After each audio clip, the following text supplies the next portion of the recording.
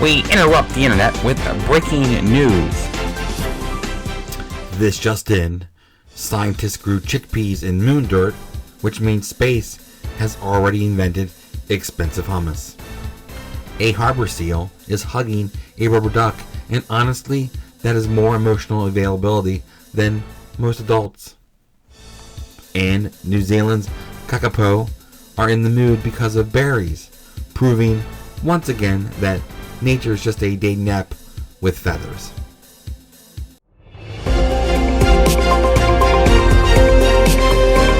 Good evening, unless you're watching this at breakfast, in which case, good luck explaining why your eggs came with emotional damage. Welcome to the show. I'm Bob, and I'm here to fight the news. The news, meanwhile, has been carb loading and stretching. Our first story comes from Boston, where a harbor seal named Reggae has gone viral for hugging and fetching a rubber duck. Finally, a celebrity with range. This seal is 33 years old and spends part of his day hugging a rubber duck. That is not enrichment, that is therapy with props. A rubber duck is the funniest possible friend for a seal. It looks like bath time unionized. And I love that the aquarium had to explain this is training. Of course it is, because if they didn't, we'd all assume the seal just went through a breakup. Some animals chase balls, some fetch sticks. This guy hugs a duck like he got dumped by a pelican named Melissa. Honestly, I respect it. If somebody handed me a soft emotional support duck and said, "Bob, this helps with stress," I'd be in a row by noon. This seal isn't spoiled. He's evolved. He's figured out joy before the rest of us. And it squeaks. After one round, Bob takes the lead.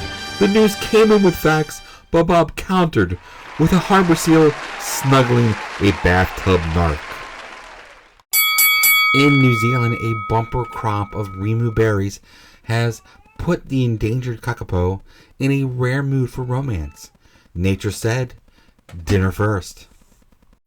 The kakapo is already a weird bird.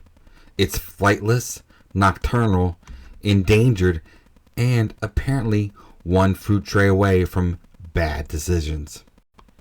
Scientists are excited because more berries mean more chicks. That's right. Conservation now runs on produce and vibes.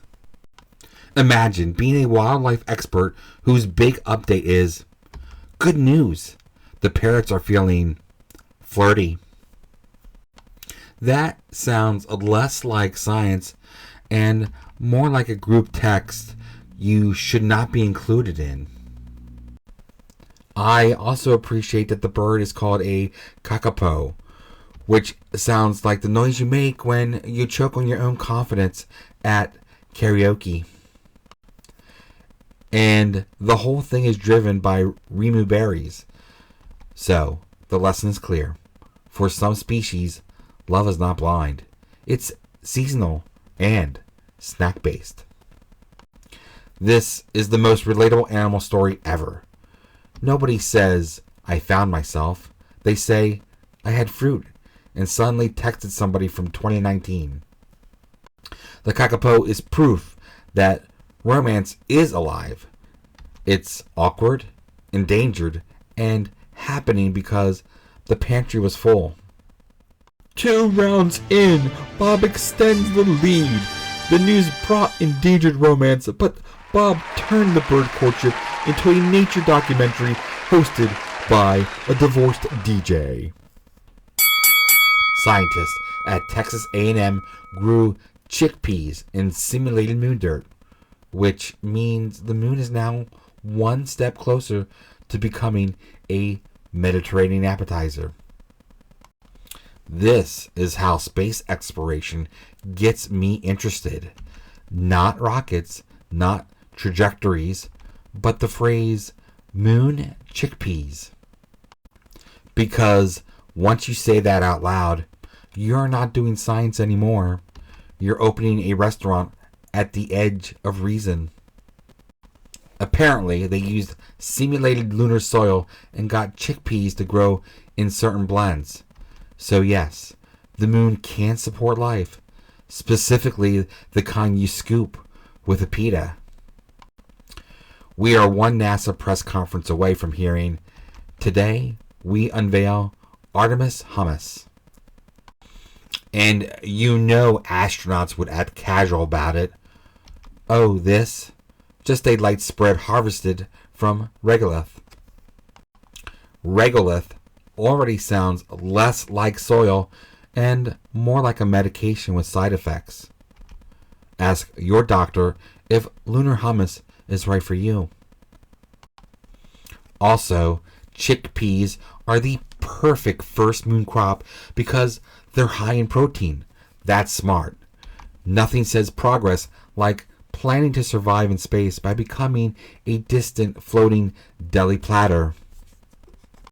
Humanity really is amazing. We looked at the moon and said, "Beautiful, mysterious. Can we make a dip on it?"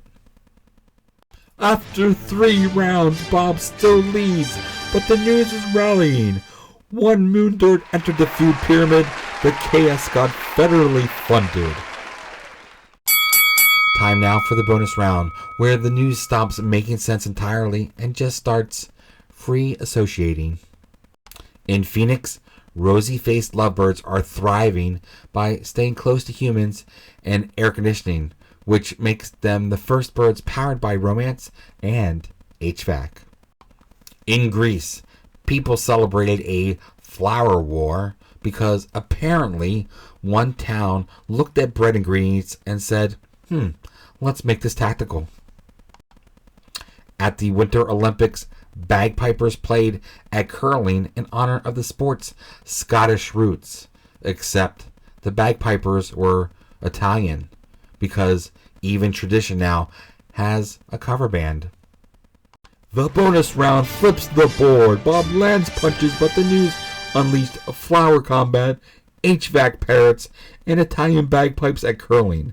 That is elite nonsense. What we learned today? We learned that seals need ducks, parrots need berries, and humanity will absolutely turn the moon into a snack tray the second funding clears. We also learned that if birds are living off air conditioning in Arizona and Greeks are fighting with flour and curling now has imported bagpipes, then maybe the news is not broken. Maybe it's just improvising. Your winner tonight, the news. Bob fought bravely, but once lunar legumes, flirtatious parrots, and a seal with a bath toy dependency entered the ring, reality won by technical absurdity.